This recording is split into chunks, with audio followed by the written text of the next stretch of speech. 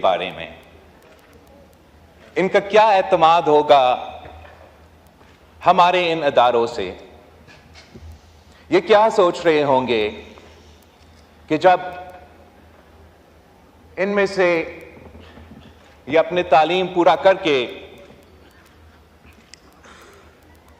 कोई डॉक्टर बनेगा, कोई लॉयर बनेगा,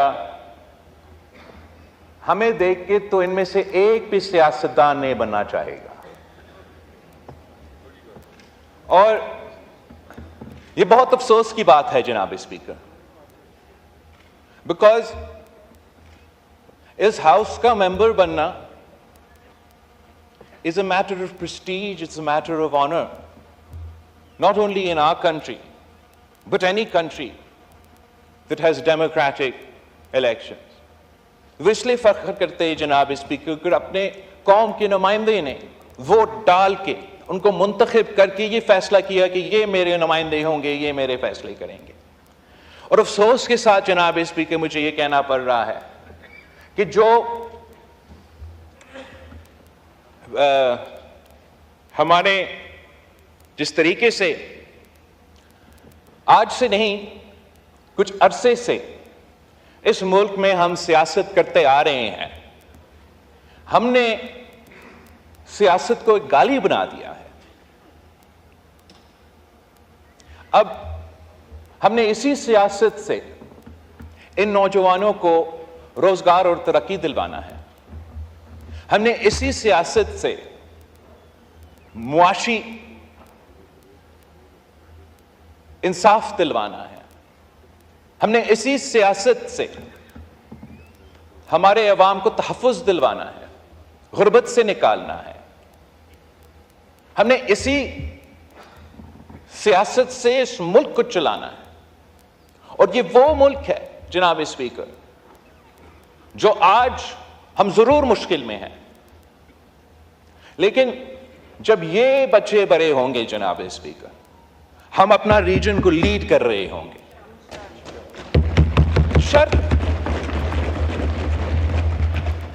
शर्त जनाब स्पीकर सिर्फ इतना ही है कि हम बाहर जो सियासत करें वो हमारा मर्जी, यहां आके हमारा एक जिम्मेदारी बनता है। हम इस मुल्क के इलेक्टेड नुमाइंदे हैं, पार्लियामान इस मुल्क का सुप्रीम इंस्टीट्यूशन है, और जिस आईन की वजह से यह इदारा और सारा मुल्क चलता है, उस आईन का बालादस्ती के बगैर ना यह इदारा चल सकेगा, ना कोई और इदारा चल सकेगा जनाब इसमें। और जब तक हम ये तय ना करें कि जलसे में आप जो कहे वो अपनी जगह, लेकिन अगर आप इस हाउस के मेंबर हो या किसी सूबाई असेंबली का मेंबर हो, किसी वफाकी ओहदा के जिम्मेदार हो या किसी सूबाई ओहदा की जिम्मेदारी आप संभाल रहे हो, तो आपकी अपने सियासत अपनी जगह, अपने वर्किंग रिलेशनशिप रखना है जिस काम के लिए आप मुंतखब हुए हैं, जिन लोगों की वजह से आज आपका हुकूमत खैबर पख्तूनख्वा में है, मेरी जमात का और मेरे इत्तेहादियों का हुकूमत सिंध और बलोचिस्तान में है, नून लीग का हुकूमत पंजाब और वफाक में है। हमें अपना जिम्मेदारी अदा करना पड़ेगा। अगर हुकूमत का सिर्फ काम यह होगा कि day to day fire fighting, और वो फायर फाइटिंग के बजाय हम उस आग पे मजीद तेल डालेंगे, तो आग का भी काम नहीं होगा। और अगर इनका सिर्फ यही जिम्मेदारी है कि गाली देना है, शोर शार करना है, बिलो द बेल्ट हिट करना है, तो जो जिम्मेदारी इनके पास है कि they have to hold the government to account, कि they don't have to just oppose us for opposition's sake, लेकिन अगर ये कह रहे हैं कि आपका मुआशी पॉलिसी गलत है, आपका हुकूमत का पॉलिसी गलत है, आपका सिक्योरिटी पॉलिसी गलत है, तो फिर इनका क्या सोल्यूशन है? जो पॉजिटिव किरदार है ऑपोजिशन का, जो जिम्मेदारी है कि आप हमें बताएं हमारा मुआशी पॉलिसी अगर गलत है तो क्या करना चाहिए, हमारा सिक्योरिटी पॉलिसी क्या है, अब क्या करना चाहिए। अगर वो कंट्रीब्यूट नहीं करेंगे तो ना वो अपना जिम्मेदारी पूरा कर रहे हैं, ना वो अपना काम कर सकेंगे। मैं जानता हूं कि इनकी जमात के कारकुन इस बात पे ऑब्वियसली इमोशनल होंगे कि इनकी जमात के सियासतदान जेल में हैं। ये ज्यादा उस टॉपिक पे बोलेंगे, उस टॉपिक पे शोर करेंगे, लेकिन जिस सूबा का जिम्मेदारी उनके पास है वहां के अवाम के सबसे बड़ा मसला रोजगार, महंगाई, तालीम, सेहत, तहफ्फुज, दहशतगर्दी का मुकाबला, हम इन बच्चे को कैसे डॉक्टर्स बनाएंगे, कैसे लॉयर्स बनाएंगे, कैसे इस मुल्क के लीडर्स बनाएंगे।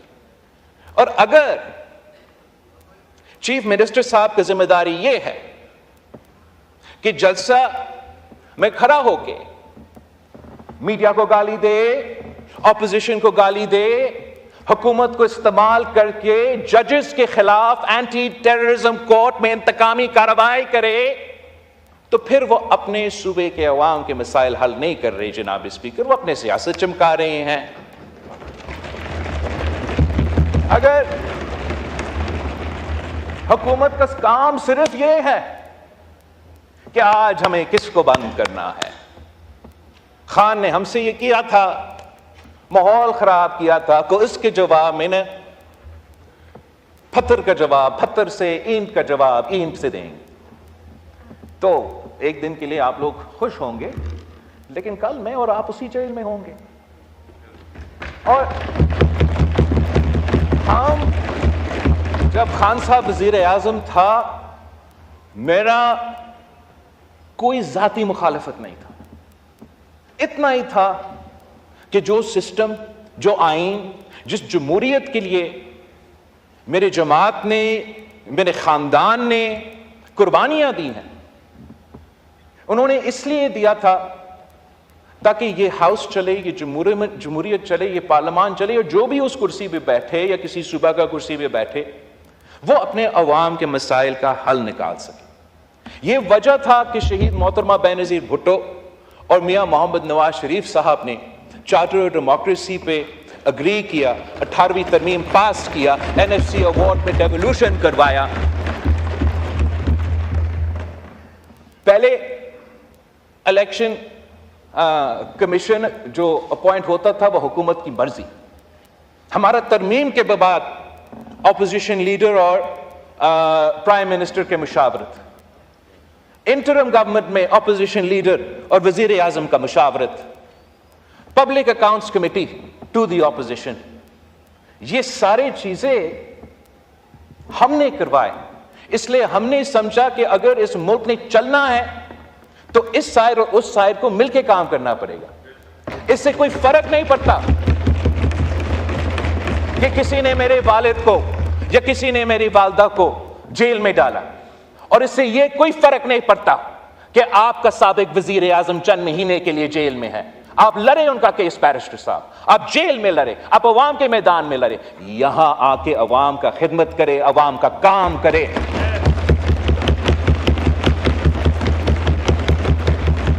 हजार इख्तलाफात आपका हो सकता है इसका हुकूमत का, ये सब जानते हैं। मैं इनके साथ मीटिंग्स में बैठता हूं, हमारा इख्तलाफ राय होता है, सियासत में होता है।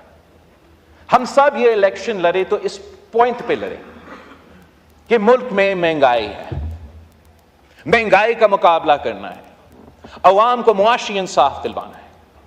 और